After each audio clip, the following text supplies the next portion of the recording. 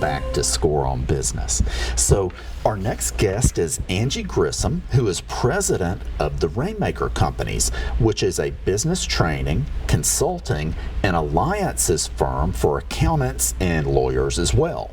I'm glad she's with us today.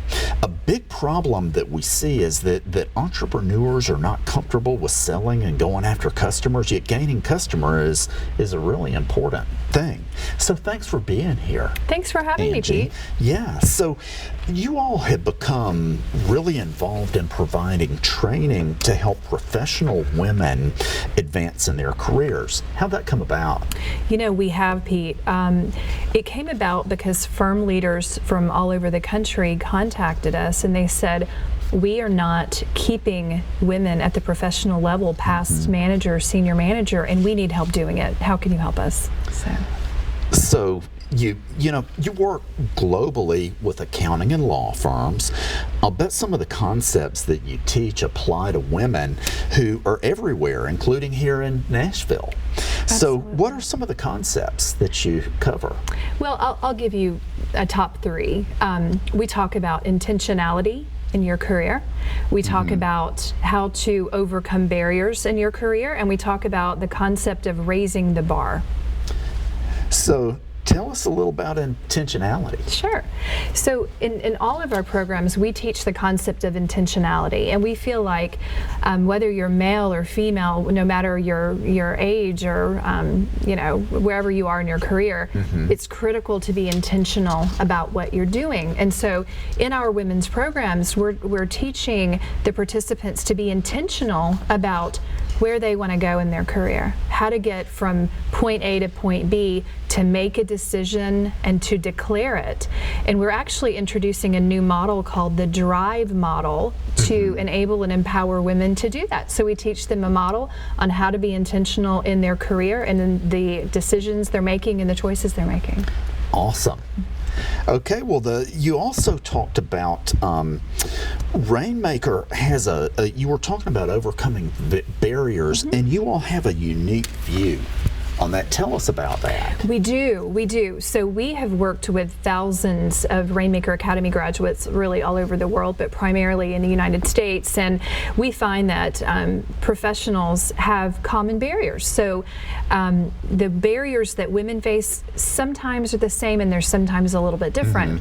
So our approach through the Rainmaker Companies in dealing with barriers is to identify the barrier and then look for a solution to overcome that barrier.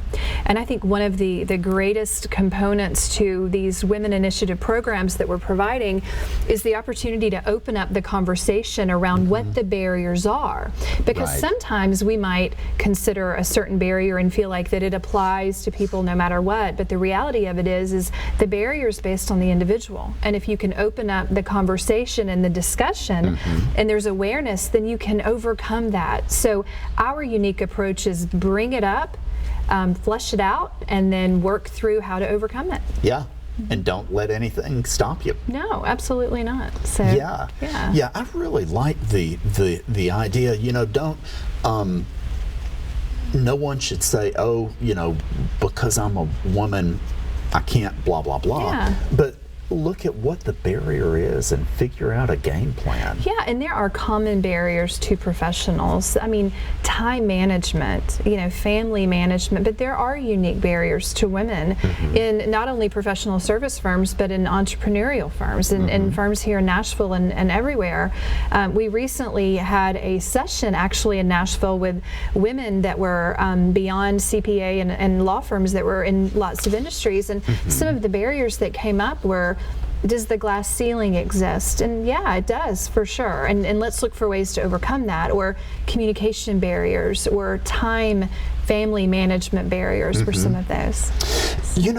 I've interviewed a lot of people, and I've interviewed a lot of very successful women, and one thing and I've asked them about being women and succeeding, and a very common thing I hear is, I just decided it wasn't going to be an issue and I didn't allow it to be an issue. Oh yeah, absolutely. So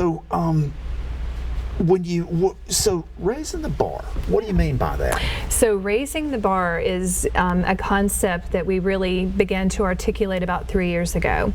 And BAR stands for Behavior, Accountability, and Results. And in all of our consulting and training and all of our sessions and programs, we ask that the individuals raise the bar. They raise their personal bar. So we will ask them to commit to behavior change, accountability, and commit to results. So we will track those results. So if you're coming to one of our programs, it's not enough just to sit in a training all day long and get CPE credit or CLE credit.